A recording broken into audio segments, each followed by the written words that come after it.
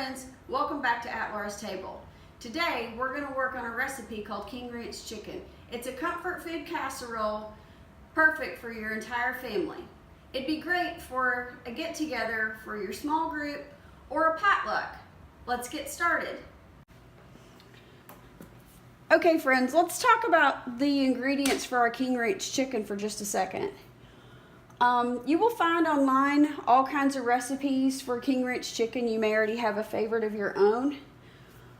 This is an adaptation of a recipe that I've made several times. I'm going to post today also my recipe for the cream of chicken soup substitute so that it has all real ingredients. You may have already seen that. Then I know what I'm feeding my family and it doesn't have any unmentionables and things that I don't care to feed them. I like to shred my own cheese so that I know that I'm not feeding them the anti-mold ingredients that keep the pre-shredded cheese from molding. And I wanted to mention, if you have a Costco in your area, I love this rotisserie chicken meat that's already been pulled off the chicken, off the bone. It's in these vacuum packed packages, and it lasts for a really long time in your refrigerator before you open it. I'll show you in a little while how I chop that up so that it's in smaller pieces. You use salsa verde, enchilada sauce. This is my chicken stock. Again, I love better than bouillon. It's so much better and it's more economical than buying canned chicken stock. These are my seasonings. This is smoked paprika, a tablespoon, a teaspoon of pink Himalayan salt, a teaspoon of pepper, and a teaspoon of garlic powder. This is my sour cream. I love Daisy sour cream. You may have another good brand where you live. This is what I look for. The ingredients: cultured cream. That's it. It contains milk. When you buy an off-brand, often that list will be really long and have all kinds of weird things so that it's the right consistency. This is just real food. That's why I love it. Corn tortillas, again, read the ingredient list so that you know what's in it. Black beans, onion, very simple things. It seems like a lot, but once we get it going, it won't take any time at all. Let's get started. Okay, friends. It's time to assemble our King Ranch chicken. This is pretty simple. I'm heating a little bit of oil in my pan. I'm gonna add my onion. We're just gonna cook this until it's softened and translucent.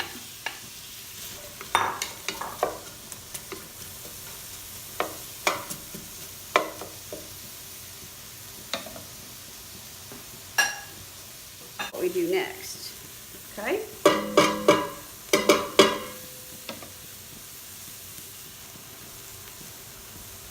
We're going to add our salsa verde, which I love. Tomatillos are my absolute favorite.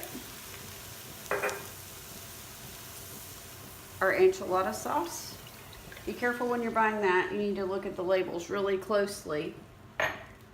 Probably at some point show you a recipe for making that at home too, because it's super easy, but at some point I just only have so much time. That was Rotel, or tomatoes with green chilies. My chicken stock.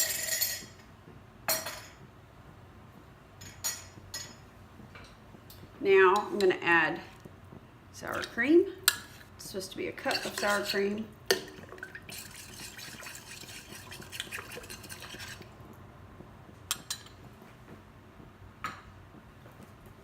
Now let's see if we can get this incorporated a little bit. I need to add my seasonings so they can start waking up a little bit in our pan. Wish you could smell this. That paprika smells so good. And the chili powders in that enchilada sauce smell so nice. So now while this starts to come up to temp, I'm going to show you how I cut up this chicken. And I don't think you saw in my earlier video segments, I had out this old Tupperware bowl. Your grandmother's probably had one of these, and if you're really young, your great grandmother's, you may have never seen one. You can probably go to some antique show or vintage store and pick one of these up. But what I love is I can dice it up and throw it in this pan, and I'll get to my 6 cups of diced chicken. You know, we're looking for approximate because we're just cooking here, people. This isn't rocket science. And I know where I'm at, and I don't have to keep measuring in smaller measuring cups. So we'll see how we do. I like to wear a rubber glove for this because I don't like having chicken underneath my fingernails. Ooh, I forgot my special substitute cream of chicken soup. How can I forget that?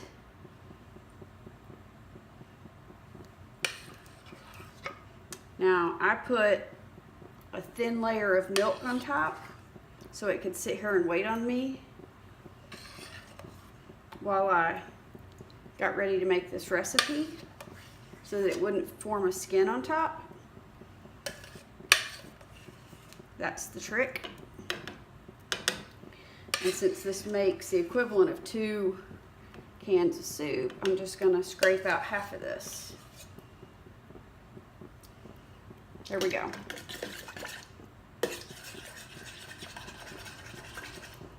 Again, we're just cooking here, friends. It's not rocket science. So as this gets hot, that'll start to come together. Let's work on chopping up this chicken, because I'm not shredding it anymore. That makes my hands hurt. I don't know if that's me getting older or what, but I'm just being honest with you, friends. So I cut this open.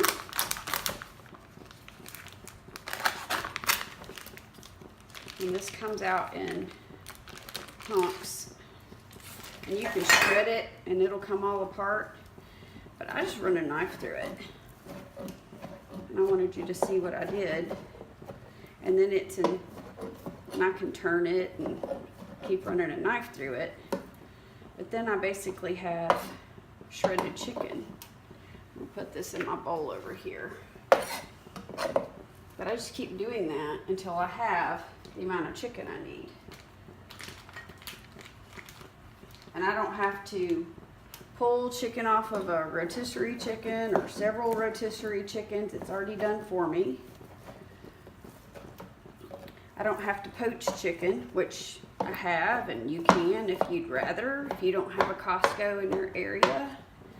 This is just so much simpler. It makes prepping a recipe like this, or chicken casserole, broccoli and rice with chicken, I mean, whatever you use a lot of shredded chicken for, then my hands don't hurt the rest of the night, which works out really good for me.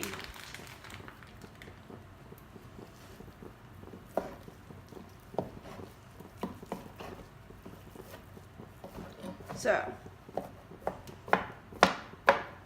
that's how I do it, friends.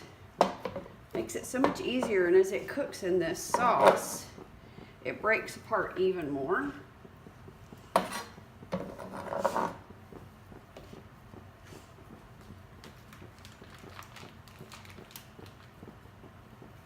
Here in a moment, I'm going to add my black beans.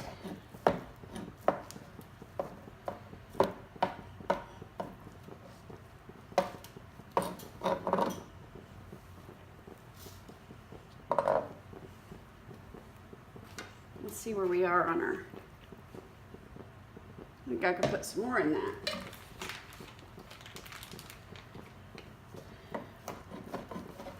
So this recipe calls for 6 cups of cheese. It called for 4 cups of cheddar and 2 cups of Monterey Jack. I had Colby Jack, and I had a lot of it, so I did 3 cups of cheddar and 3 cups of Colby Jack, because Colby Jack is what I had the most of, and it melts so nicely.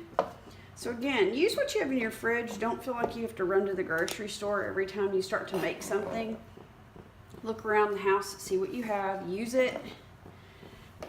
Don't be afraid to experiment or to substitute. It's food. If the flavors go together, try it, use it. Most likely it'll work. See, that's why you use an apron. I'm really cooking. I just splattered this on me and I would have had it on my shirt. So, also helps when you're short and you're that much closer to the stove. So, I'm gonna add my black beans from my cute little colander. Pretty colors in the kitchen makes me happy. Sunshine outside doesn't hurt anything either. Now, see my chicken ready to go. How easy was that?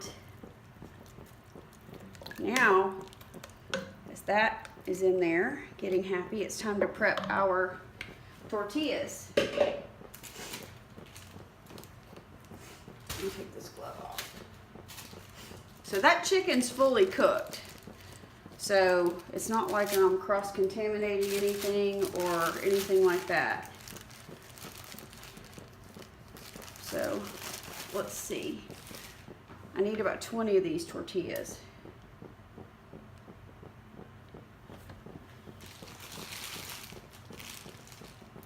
So I'm gonna cut 10 at a time, and you just cut these in strips. Just don't cut your hand, keep your hand out of the way. That's how simple this goes. You just slice them, and you drop them in. How about that? I'll stir them in a minute. 2, 3, 4, 6, 7.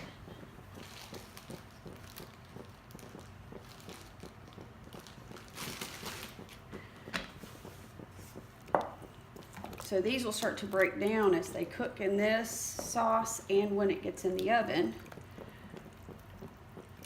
So it almost gives it that tamale texture if you've never had this. You may get a little bite of part of a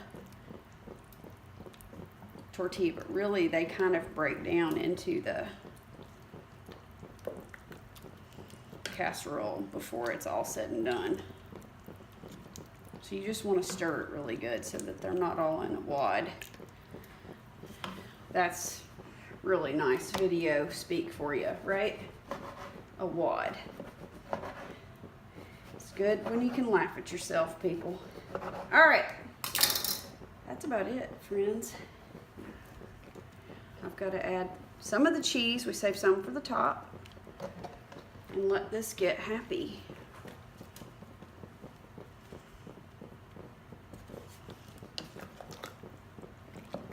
Good thing we got a big pot for this. So you're supposed to spray a deep 9x13 casserole dish with non-stick cooking spray. If you have a pan that's bigger than that, use it, because my thought is it doesn't actually fit very well and you end up having extra and have to get out an 8x8 pan or something to put the leftovers, which is fine. That could be mom's pan. Or you could take it to some grandparents that don't cook much anymore or something like that. Take it to some sweet shut-in close to you that needs some food. This isn't terribly spicy. I mean, if you think ketchup is spicy, this is going to be spicy. But you can really control the spice level of it by what kind of enchilada sauce and what kind of salsa you put in it. But it's not hot, people. It really isn't. Now, I'm going to put 2 cups. See, I made little cup piles here. Again, I didn't measure. I was approximating. Just use your eyes. That's what God gave them to you for. And two cups of the Colby Jack and 2 cups of the cheddar in there. And I'll save these for the top. Stir that in. And we're about ready to put this in the pan. The more you allow yourself to not measure, now this is for cooking, not baking. Baking's science and it's has to work on measurements, but the more you allow yourself to approximate your measurements and you learn to do that, the more you'll trust yourself to do it. And you'll feel free and confident in your cooking, which is a great place to be. And I'm looking at this huge pot, wishing one of my big guys was here to help hold this over that big pan for me, because I'm going to end up with this all over me because it's heavy. And my arm is tired from all that stirring. But look at that. How simple was that? All those ingredients came together fast because I had them ready before I started. All right, I'm going to pour this in the casserole dish and show it to you when I'm done. Okay, friends, I'm going to attempt to get this pot of King Ranch chicken in this pan all by myself, because I told you I wish I had help for this because it's heavy. So let's see how this goes.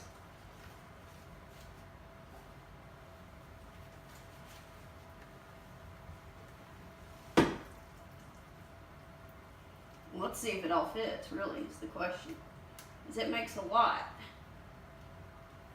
Alright, let's see if I can scrape that out of there.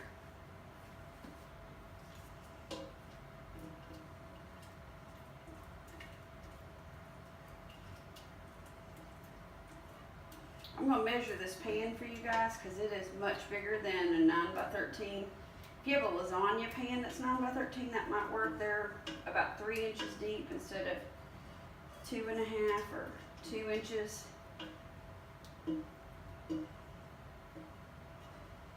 All right. Success, friends. That worked, and I got a little bit of a steam facial at the same time.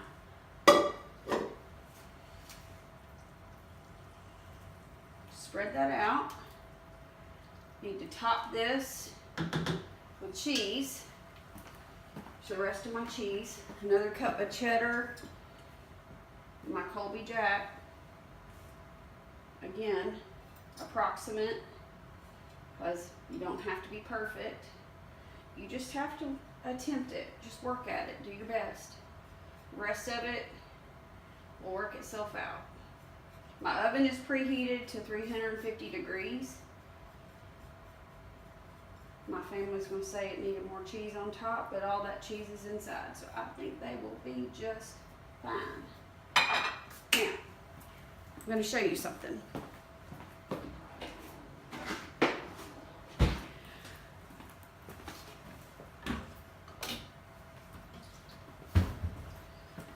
This is a trick I learned a long time ago to keep your aluminum foil from sticking to your cheese in your casserole. Okay? Spray your aluminum foil with non-stick spray. If you already knew this, then I didn't teach you anything. Non-stick spray side down. That way your cheese won't stick and you won't rob your casserole of cheese. You want to bake this in the oven for 45 minutes to an hour at 350.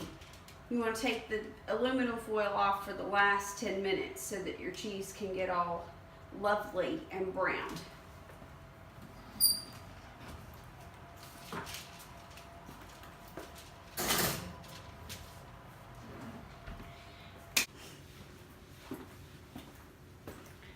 Hi friends, welcome back.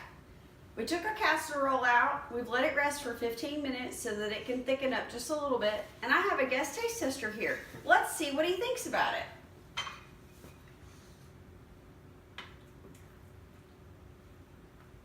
It's really hot, so be careful.